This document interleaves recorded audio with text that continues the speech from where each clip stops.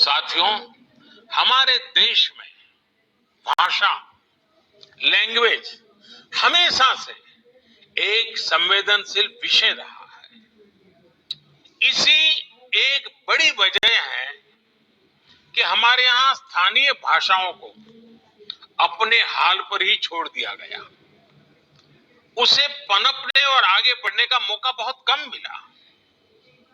अब education policy में जो बदलाव लाए गए हैं, उससे भारत की भाषाएं आगे बढ़ेगी, उनका और विकास होगा। ये भारत के ज्ञान को तो बढ़ाएगी ही, भारत की एकता को भी बढ़ाएगी।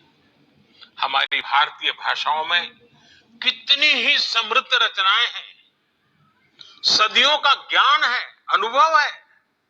इन सब का अब और विस्तार होगा।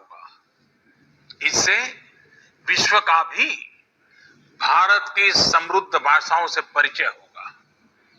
और एक बहुत बड़ा लाभ ये होगा कि विद्यार्थियों को अपनी शुरुआती वर्षों में अपनी ही भाषा में सीखने का अवसर मिलेगा। इससे उनका टैलेंट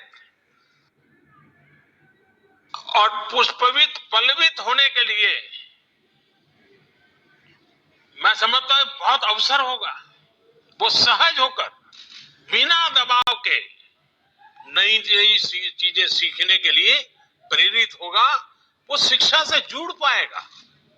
वैसे भी आज जीडीपी के आधार पर विश्व के टॉप 20 देशों की लिस्ट देखें तो ज्यादातर देश अपनी गृह भाषा, मातृभाषा में ही शिक्षा देते हैं।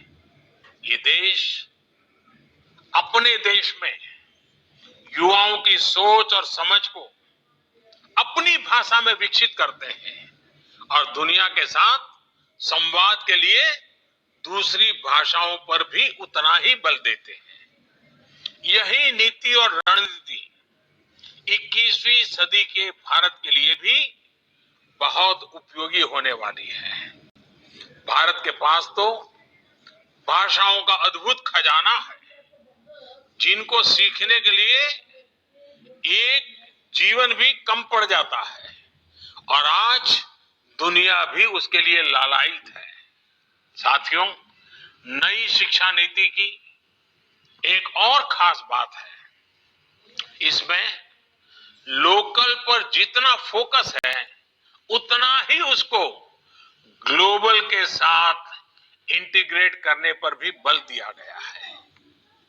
एक और, जहां स्थानीय लोक कलाओं और विद्याओं, शास्त्रीय कला और ज्ञान को स्वाभाविक स्थान देने की बात है, तो वहीं टॉप ग्लोबल इंस्टीट्यूशंस को भारत में कैंपस खोलने का भी आमंत्रण है।